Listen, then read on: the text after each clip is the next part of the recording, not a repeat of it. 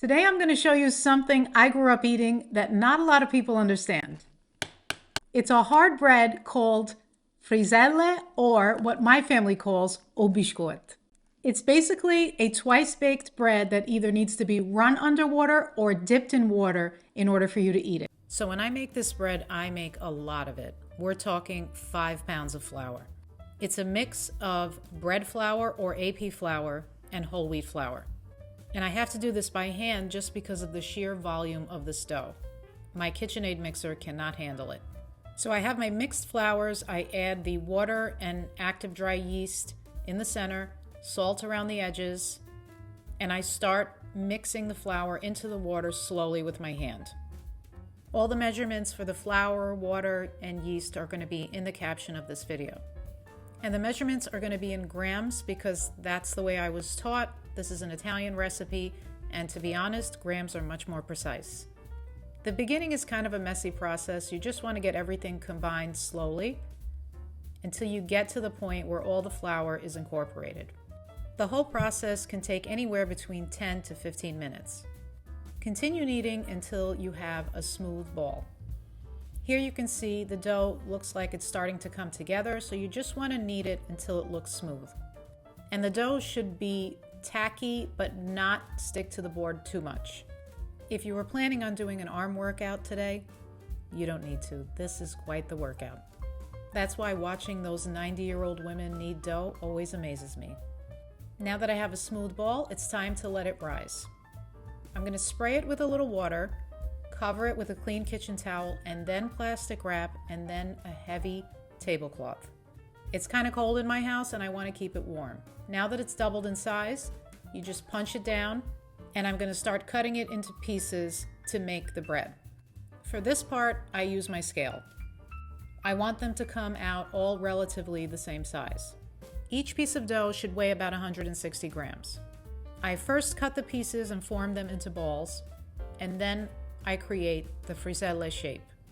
While you're cutting the pieces, you want to have a piece of plastic wrap handy to keep the balls covered so they don't form a skin. This process is very similar to the way I shape bagels.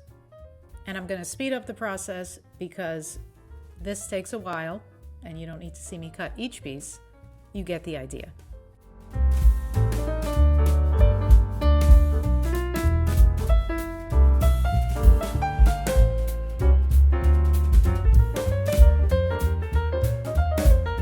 Really do need to dedicate a day to making these. So plan on it when you have nowhere to go. Now it's time to make the Friselle. I take a piece of dough, poke a hole in the center, and then widen that hole, spin it around my finger, make it as wide as possible, and then place them onto a baking sheet with parchment paper. This time around, I lost the hole in the center. I'm not really sure what happened. Maybe they got a little puffy, but that's okay. It doesn't affect the flavor. This is a really rustic home-style bread, so perfection is not what we're looking for.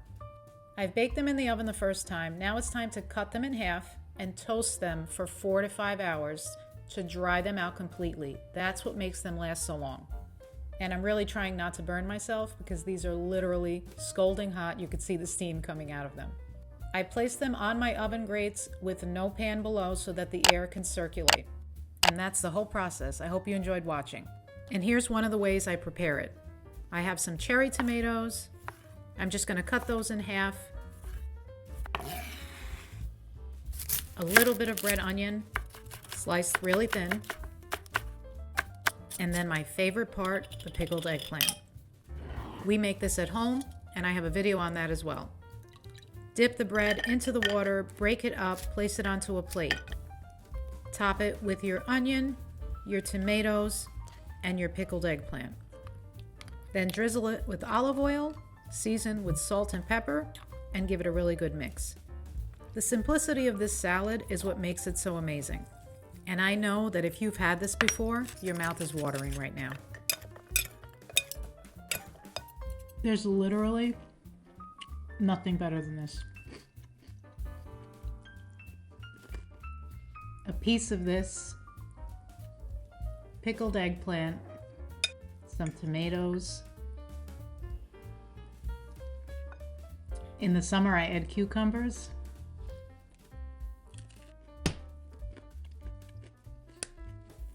I'm going to say it in Neapolitan. Ubishkut, abo maral, navogi mulinyan, a fine romun.